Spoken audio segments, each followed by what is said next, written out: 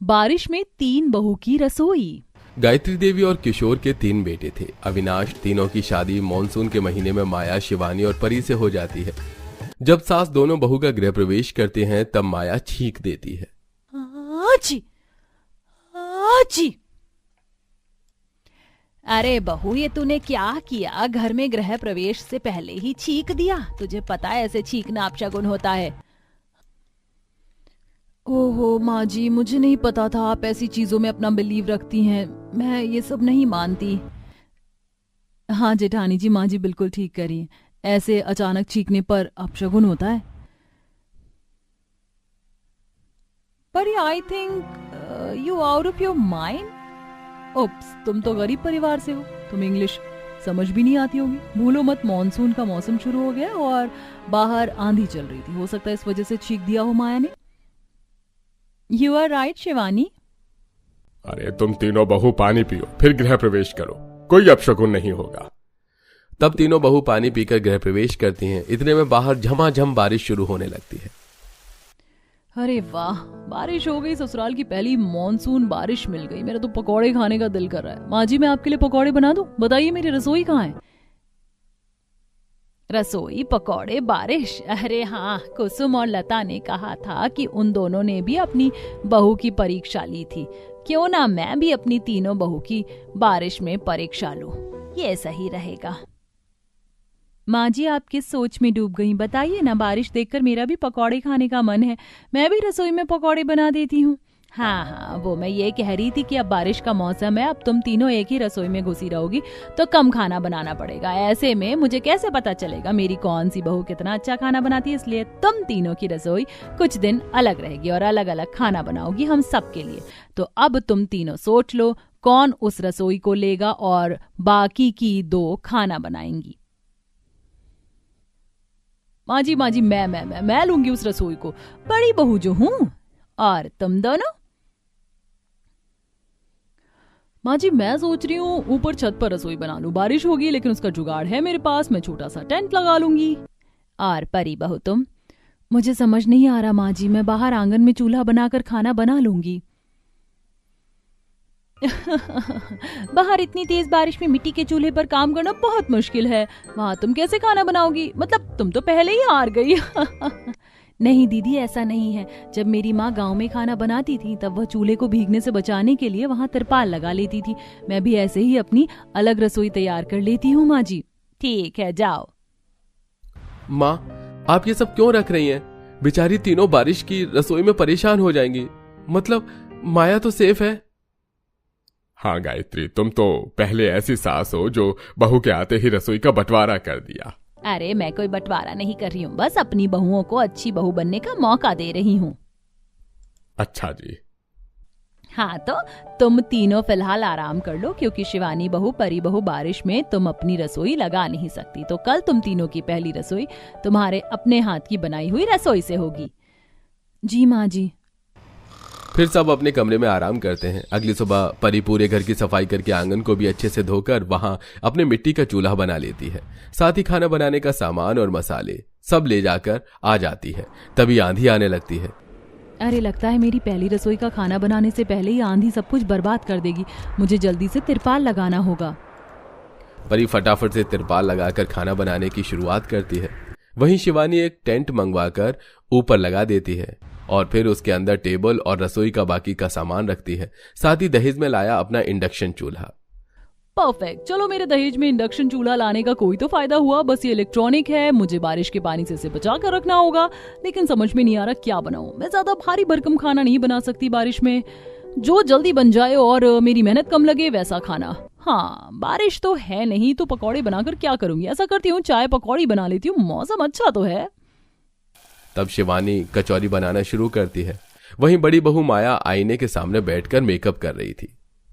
कोई कैसे उन्हें ये समझाए, सजनिया के मन में अभी इनकार है, जाने बलमा घोड़े पे क्यों सवार है। मैं यहाँ मेकअप करी और वो दोनों बेचारी 2 घंटे से अपनी रसोई जमाने में मशरूफ है। अच्छा हुआ मैंने पहले ही मन की से अपनी रसोई मांग ली। मुझे खाना बनाने के लिए चले जाना चाहिए। माया रसोई में जाकर सबसे पहले खिड़कियां खोल देती है। वाह क्या ठंडी हवा आ रही है। जब बारिश आएगी तो मुझे भीगना नहीं पड़ेगा और यहाँ से मैं बारिश का मजा भी देख पाऊंगी। अब क्या बनाऊं? पकौड़े? लेकिन इम्प्रेशन जमाना है तो साथ में कुछ और बना लेती हूँ। अरे हाँ, चीज रोल बना लेती हूँ, माँ जी खुश हो जाएंगी। ऐसे माया चीज रोल और पकौड़े बनाने की तैयारी करती है। कुछ ही देर में धीरे धीरे बारिश होने लगती है, जिससे शिवानी को तो कोई फर्क नहीं पड़ता, लेकिन चूल्हे पर बना रही परी की कढ़ाई में बारिश की कुछ छींटें आ जाती हैं। हे भगवान, मुझे इसी बात का डर था, लेकिन मैं खुश भी हूँ। अब बारिश में माँ जी के लिए अलग अलग तरह के पकौड़े और गुड़ की चाय बना लेती हूँ, सबको बहुत पसंद आएगा। कुछ ही देर में तीनों बहू अपनी रसोई का खाना बनाकर डाइनिंग टेबल पर पेश करती है, जिसे खाकर घर वाले बहुत खुश होते हैं। वाह वाह भाई वाह, मजा आ गया, बहुत बढ़िया पुरी, तुम्हारी चाय भाभीियों की चाय से बहुत अलग है, और तुमने तो पालक प्याज पनीर अलग अलग तरीके के पकौड़े बना दिए। वाह। शुक्रिया जी, वो मैंने चाय गुड़ और अदरक की बनाई है। ऐसे बारिश के मौसम में ऐसी चाय तो बहुत अच्छी लगती है। बिल्कुल ठीक कहा बहू तूने। लेकिन बड़ी बहू, तुमने ये जो रबर जैसे रोल बनाया है ना, जिसमें से कुछ निकला था, मुझे तो वो इतना खास पसंद नहीं आया। मुझे भी अच्छा लगा, लेकिन थोड़ा और। शिवानी बहू, तुम्हारी चाय पकौड़ी भी अच्छी थी, लेकिन कचौड़ी में मिर्च बहुत ज्यादा थी। पर जो भी बोलो, परी बहू के गुड़ वाली चाय और अलग अलग तरह के पकौड़े खाने में बहुत स्वाद थे। हाँ, ये तो मुझे भी अच्छे लगे। मुझे अपनी तीनों बहू की बारिश की पहली रसोई का खाना बहुत अच्छा लगा, लेकिन परिणाम तो बाद में आएगा, इसलिए अपनी कोशिश जारी रखो। माँ जी आप चिंता मत कीजिए, बारिश बंद हो जाने दीजिए, फिर मार्केट जाकर सामान लेकर आऊंगी और आपको बहुत अच्छा खाना बनाकर खिलाऊंगी। हाँ माँ जी, मैं भी। तब बारिश बंद होती है और तीनों बहू बाजार से सास ससुर को खुश करने के लिए अच्छा अच्छा सामान खरीद कर ले आती हैं। वो दोपहर का खाना बनाने जाती हैं, तब बारिश में परी के कपड़े बारिश से खराब हो जाते हैं। हे भगवान, इतनी तेज बारिश हो रही है, नीचे से साड़ी भी कीचड़ की हो गई है। कोई नहीं, मुझे बस अच्छा अच्छा खाना बनाना है और मुझे यकीन है उन्हें आलू पूरी और साथ में भुना हुआ भुट्टा बहुत अच्छा लगेगा। जैसे तैसे बारिश से बचते हुए परी खाना बनाने की कोशिश करती है। उसकी मिट्टी का चूल्हा भी खराब होने लगता है, तो वो मिट्टी के चूल्हे पर टीन का कनस्तर लगा देती है। वहीं शिवानी भी छत पर बारिश में खाना बनाती है कि एक इंडक्शन की वजह से उसे खाना बनाने में देरी होती है और बारिश की वजह से लाइट चली जाती है। ओह गॉड, बारिश की वजह से लाइट चली गई। अब मैं खाना कैसे बनाऊंगी? मेरा आधा कच्चा है, आधा पका हुआ खाना, बस ढोकला ही तैयार कर पाई हूँ। वहीं माया खाना बनाने से बचने के लिए मार्केट से इंस्टेंट फ्रोजन मोमोज, बिरयानी और स्नैक्स ले आती है, जिन्हें वो स्टीम और गर्म करके प्लेट में निकालकर सास ससुर को दे देती है। देखा माँ जी, पापा जी, आपकी तीनों बहू में से सबसे पहले खाना मैं आपके लिए लेकर आई हूँ। उन दोनों से तो कुछ हुआ भी नहीं। और माँ जी, पापा जी, बारिश में तीखी चटनी के साथ मोमोज खाने का मजा ही कुछ और है। खाकर देखिए, बिरयानी भी है फिर। वाह बहू, गरम गरम मोमोज तो बहुत अच्छे लग रहे हैं। मुझे भी बहू। अरे शिवानी, परी, तुम दोनों कब आओगी, जरा देखूं। सास छाता लेकर पहले शिवानी के पास जाती है, जहां वो अपना आधा खाना लेकर डाइनिंग टेबल पर लगा देती है। फिर परी बहू को देखते हैं, जहां वो बारिश में भीग चुकी थी। हाजी, हाजी। अरे बहू, तेरा सर भीग गया और कपड़े भी। चल अंदर चल, खाने को छोड़। नहीं माँ जी, खाना बस बन गया है, पहले आप खा लीजिए। तब सब लोग परी के हाथ के आलू पूरी, खीर और उसके बाद भुट्टा खाते हैं। बहुत खूब बहू, खाना तो इन दोनों ने भी बनाया है, लेकिन सिर्फ एक दो चीज, लेकिन पेट तेरे हाथ के खाने से भरा है। और बारिश में चूल्हे के हाथ के खाने की बात ही कुछ और होती है। और उसके बाद तूने भुट्टा भी रखा है। आहा, इससे तो तूने खाने में 4 चांद लगा दिए। शुक्रिया माँ जी, पापा जी। शिवानी, ये चूल्हे वाली बहुत ज्यादा नहीं उछल रही है? यही तो मैं भी देख रही हूँ, लेकिन कल हम ऐसा नहीं होने देंगे, इसका खाना ही बिगाड़ देंगे। तब परी अपने कपड़े बदलती है और बारिश बंद हो जाने के बाद मिट्टी के चूल्हे को दोबारा ठीक करती है। वहीं शिवानी भी छत पर वायर का प्रोटेक्शन लेती है। अगले दिन शिवानी जानबूझकर छत का बारिश का पानी नीचे खाना बना रही परी पर डाल देती है, जिससे कढ़ाई का तेल उछलकर परी के हाथ पर चला जाता है और वो जल जाती है। मेरा हाथ, अब मैं कैसे खाना बनाऊंगी? और मुझे माँ जी, पापा जी के लिए मटर पनीर, दाल चावल, दाल मखनी सब तैयार करना था, ऊपर से ये बारिश। लेकिन चाहे कुछ भी हो, मैं बना कर ही रहूंगी। बड़ी ढीठ है, मैं तो इतनी बारिश में मेहनत नहीं करूंगी, मैंने सोच लिया है। तब परी जैसे तैसे जले हुए हाथ के साथ खाना तैयार करके घर वालों को देती है, जिसे खाकर घर वाले खुश होते हैं। वहीं शिवानी और माया फ्रोजन फूड गर्म करके सास ससुर को देती है, जिसे खाते ही अचानक से गायत्री की तबीयत खराब हो जाती है। मुझे पेट में बहुत दर्द हो रहा है और घबराहट भी हो रही है। तुम नामुरादों ने मुझे क्या खिला दिया है? लगता है पैकेट वाला फूड एक्सपायरी निकल गया। क्या तुमने हमें खाने में एक्सपायरी फूड दिया? तुम दोनों से मुझे ये उम्मीद नहीं थी। तुमसे अच्छी तो परी बहू है जो बारिश में भी भीग कर खाना बनाती है। सास की हालत देख फटाफट परी नमक का पानी गायत्री को पिलाती है, जिससे वो उल्टी कर देती है और सारा खाना बाहर आ जाता है। वहीं डॉक्टर भी दवाई देकर चले जाते हैं। देखा आपने, डॉक्टर ने भी मेरी बहू की तारीफ की जो उसने टाइम पर मेरे पेट से खराब खाना निकलवा दिया। ये दोनों तो रसोई संभालने में फेल हो गई। सबसे अच्छी बहू मेरी परी ही है, जिसने इतनी बारिश में भी परेशान होकर भी यहाँ तक कि अपना हाथ जलवा कर हम सबके लिए इतना खाना बनाया, और इन दोनों ने सिर्फ एक खाना ही बनाया था। माँ जी हमें माफ कर दीजिए, हमने अपने आलस के चलते आपको ऐसा खाना खिला दिया। ऐसी गुस्ताखी कभी नहीं होगी। हाँ माँ जी, और हम दोनों परी से खाना बनाना भी सीखेंगे। सिखाओगी ना परी? हाँ क्यों नहीं दीदी। तब दोनों बहू परी से खाना सीखती हैं, जिसके बाद गायत्री उन दोनों को माफ कर देती है और वो सब अब खुशी खुशी रहने लगते हैं। बहू आज मैंने रसोई में देखा था सारे स्नैक्स खत्म हो गए हैं। एक काम कर, इस संडे मेरे साथ मिलकर घर में मट्ठी और नमक पारे बनवा देना। लेकिन क्यों माँ जी, हम बाहर से भी तो मट्ठी और नमक पारे मंगवा सकते हैं ना, इतनी मेहनत क्यों करनी है? मैं ऑनलाइन देख लेती हूँ, गिव मी अ सेकेंड। हमेशा फिजूल खर्चों के बारे में ही सोचती रहती है। हम घर में ही मट्ठी नमक पारे बनाएंगे। माँ जी मैं बनवा तो देती, लेकिन आप तो जानती है कि मैंने अभी 2 दिन पहले ही नेल एक्सटेंशन करवाए हैं। अब मैं नेल एक्सटेंशन के साथ काम तो नहीं कर सकती ना। शालू काम चोरी दिखाते हुए जल्दी से अपने कमरे में चली जाती है, जिसे देख मनोरमा। भगवान बचाए ऐसी बहुओं से, जब देखो खर्चों पर खर्चा। कभी 2 पैसे बचाने के बारे में नहीं सोचती, कभी इसे नाखून लगवाने हैं, कभी बालों को रंगवाना है, घर का कुछ काम नहीं करती है। इससे अच्छा तो मैं कोई गांव की लड़की ले आती, कम से कम घर के काम तो करती। अनुज की तो मैं शहर की मॉडर्न बहू ले आई, लेकिन अपने मनोज की बहू मैं गांव की लेकर आऊंगी। अपनी मॉडर्न बहू की काम चोरी और खर्चीलेपन की वजह से मनोरमा अपने छोटे बेटे मनोज के लिए गांव की लड़कियों के रिश्ते देखना शुरू करती है और जल्द ही गांव की रहने वाली शीतल नाम की लड़की से मनोज की शादी करवा देती है।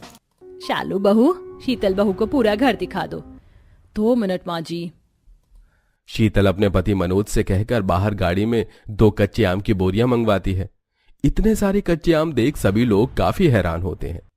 अरे शीतल बहू, इतने सारे कच्चे आम कहाँ से लेकर आई तू? माँ जी आप एक गांव की गवार लड़की से एक्सपेक्ट भी क्या कर सकती हैं? मुझे तो लगता है कि जिस तरह ये गांव में इन कच्चे आमों को बेचती होगी, इसी तरह भी शहर में भी इन्हें बेचेगी। भाभी आप कुछ ज्यादा ही सोचती हैं। हम गांव में रहकर कच्चे आम थोड़ी ना बेचते थे। वो तो जब हमारी विदाई हो रही थी तो हमारी अम्मा ने हमें बोरी भरकर कच्चे आम दिए थे। गर्मी का मौसम है और अगर गर्मी के मौसम में कच्चे आम नहीं खाए तो फिर क्या ही खाया? शीतल का जवाब सुन शालू का मुंह बन जाता है। 2 से 3 दिन शादी की रस्मों में गुजर जाते हैं। आज शीतल की पहली रसोई की रस्म होती है, जिसमें शीतल तरह तरह के देसी और स्वादिष्ट पकवान बनाती है जो सभी को काफी ज्यादा पसंद आते हैं। सच कहूँ तो मुझे खुद को याद नहीं है कि मैंने इससे पहले इतना अच्छा खाना कब खाया था। शीतल बहू, तुमने तो मेरा दिल खुश कर दिया। मानना पड़ेगा मनोज, तू है तो बड़ा किस्मत वाला। अच्छा खाना बनाने वाली जो बीवी मिली है। भाभी मेरे लिए भी मेरी पसंद का कुछ बना दिया करना। तारीफ तो ऐसे कर रहे हैं जैसे किसी मास्टर शेफ ने खाना बनाया है। रोज रोज मैं इन्हें इतना अलग अलग तरह का खाना बनाकर देती हूँ, कभी मेरी तो इतनी तारीफ करी नहीं। शालू मन ही मन शीतल से जल ही रही होती है कि तभी मनोरमा देखती है कि शीतल कुछ भी नहीं खा रही है। अरे शीतल बहू, खाना क्यों नहीं खा रही है? इतना अच्छा खाना बनाया है तूने। माँ जी मुझे खाने के साथ आम का अचार खाने की आदत है और टेबल पर अचार नहीं है। मुझे पहले क्यों नहीं बताया? शालू बहू, जा किचन में नीचे वाली शेल्फ में आम के अचार की बरनी रखी है, ले आ। अब इस गंवार के लिए अचार लाना बाकी रह गया था मेरा। शालू किचन में जाती है और वहां से आम के अचार की बरनी लेकर आती है। शीतल जैसे ही आम के अचार को खाती है तो उसका मुंह बन जाता है। माँ जी ये कैसा अचार बनाया आपने? कितना ज्यादा नमक है इसमें, बिल्कुल भी चटपटापन नहीं है। क्या मसाला डाला है आपने इस आम के अचार में? अरे बहू, अचार मैंने नहीं बनाया, ये तो मेरी मॉडर्न बहू ने बाहर से मंगवाया था। शहर में इस तरह का अचार मिलता है? कितने का है ये? शायद 800-900 रुपए का। ही राम, इतना घटिया अचार, वो भी इतना महंगा। हमारे शहर में तो इसी तरह का अचार मिलता है और हम सब यही अचार खाते हैं। अगर ये अचार पसंद नहीं आया तो खुद बना लो। जेठानी जी, आपने तो मेरे दिमाग की बत्ती जला दी। मैं गांव से इतने सारे कच्चे आम लेकर आई हूँ, तो क्यों ना मैं इनका आम का अचार बना दूं। शीतल अब अगले दिन ही छत पर ले जाकर उन सारे कच्चे आमों को अच्छे से धोकर पोंछ लेती है और दराती की मदद से आम को काटने लगती है, जिसे देख शालू। ये तुम क्या कर रही हो? घर में इतने सारे नाइफ हैं और तुम इस अजीब सी चीज से आम काट रही हो। इसे अजीब सी चीज नहीं, दरात कहते हैं। इससे ही आम काटते हैं अचार के लिए। अब शीतल धीरे धीरे करके एक बोरी के आम काट लेती है और एक बार धूप में सुखा देती है। अब अगले दिन किचन में सास के साथ मिलकर सामान देखने लगती है। माँ जी, कुछ मसाले रखे हैं और आम के अचार के लिए कुछ डब्बे भी हैं। इन्हीं को धोकर डाल दूंगी। इनमें अचार तेल भी है, 1 किलो और ले लेंगे। तो चल आज ही चलते हैं बाजार। ये अब शीतल अपनी सास के साथ मार्केट जाती है और मसालों की दुकान पर से मसाले देखने लगती है। नहीं भैया, ये सौंफ मुझे 1 किलो चाहिए। सही सही दाम लगाओ। 100 रुपए से ज्यादा नहीं दूंगी इसके लिए, और बाकी के सारे मसाले भी 200 में दो, वरना मैं चलूं आगे फिर। अब क्या लड़ूं मैं आपसे, चलो ले जाओ, ये लो। वाह, मेरी बहू कितनी होशियार और बचत करने वाली है। इस तरह कम पैसे में वो आम का अचार का मसाला सामग्री लेकर आती है और अगले दिन किचन में मसाला बनाती है। चलो, सारे मसाले डाल दिए कढ़ाई में। अब जल्दी से इन्हें भूनकर बर्तन में निकाल लेती हूँ, फिर सिल पर पीस लूंगी। क्या कर रही हो सुबह सुबह रसोई में घुसते ही खास खास के? मेरे दर्द शुरू हो गया है। अरे वो मैं अचार के लिए मसाला भून रही हूँ। अचार बनाने के लिए रेडीमेड मसाला मिलता है, इतनी मेहनत करने की क्या जरूरत है? इतना गंवार कोई कैसे हो सकता है? शालू शीतल को सुनाकर वहां से चली जाती है। अब शीतल फिर से छत पर जाती है और 5 बड़े डिब्बों में अपनी एक बोरी के कटे आम डालकर उसमें मसाला डालकर अच्छे से अपने हाथों से मिला देती है और उसे धूप में 2 से 4 दिन सूखने के लिए रख देती है। कितनी अच्छी खुशबू आ रही है अचार में से। भाभी, एक बार आप अचार चख कर देखना। अब इसमें ऊपर से तेल डाल दूंगी, फिर देखना कुछ दिनों में आम का अचार बनकर तैयार हो जाएगा। तुमने सोच भी कैसे लिया कि मैं इस अचार को खाऊंगी? मैंने अपनी आंखों से देखा था कि तुमने अचार को अपने हाथों से मसाले में मिलाया था। तुम्हें घिन नहीं आई और तुमने इसे धूप में सूखने के लिए रख दिया। पता है कितनी ज्यादा डस्ट बैठी होगी इस पर। छी, मैं तो क्या, कोई भी नहीं खाएगा इस घर में से। तुम गंवार लोगों को सिर्फ गंवार तरीके से चीजें बनानी आती हैं। कितना अनहाइजीनिक है। शीतल कुछ समय में शालू के बर्ताव से काफी अच्छी तरह वाकिफ हो चुकी थी, इसलिए वो उसे कोई जवाब देना जरूरी नहीं समझती। तकरीबन 2 हफ्ते के बाद गवार बहू का आम अचार बनकर तैयार हो जाता है, जो घर में सभी को काफी ज्यादा पसंद आता है। शीतल बहू, सही कहा था तूने। असली अचार तो ये है। कितना चटपटा मसालेदार अचार बनाया है तूने। मजा आ गया खाकर। अगर ऐसे आम का अचार रोज हो तो मैं रोटी चावल अचार के साथ ही खा लूं। सब्जी की तो कोई जरूरत ही नहीं है। तुमने सच में काफी बढ़िया अचार बनाया है। मैंने आज से पहले ऐसा अचार कभी नहीं खाया। आप लोग तो इस मामूली आम के अचार की ऐसी तारीफ कर रहे हैं जैसे शीतल ने दुनिया का 8वां अजूबा ही बना दिया हो। आम का अचार ही तो है, इसे तो कोई भी बना सकता है, और कोई क्या, मैं भी बना सकती हूँ। तो जिसे ढंग से रोटी तो आज तक बनाई नहीं गई, आम का अचार क्या बनाएगी? रहने दे मॉडर्न बहू। आपको तो मेरे बारे में कुछ पता ही नहीं है। अब आप देखते जाइए कि कैसे आपकी मॉडर्न बहू इस गवार बहू से अच्छा आम का अचार बनाती है।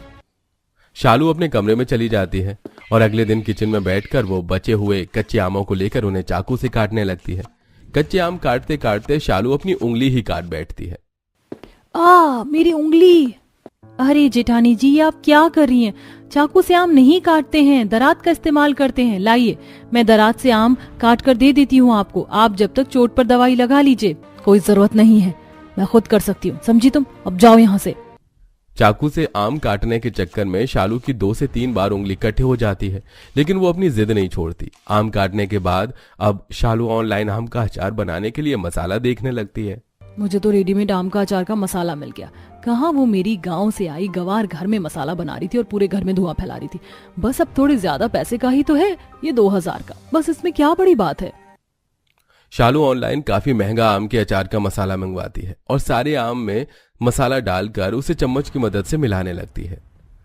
माँ जी की गंवार बहू को तो ये भी नहीं पता ऐसे चीज चम्मच से मिलानी चाहिए या ग्लव्स पहनना चाहिए। उसने तो अपने गंदे हाथों से गंदे तरीके से आम का अचार बनाया था, लेकिन मैं तो बिल्कुल हाइजीन तरीके से आम का अचार बना रही हूँ।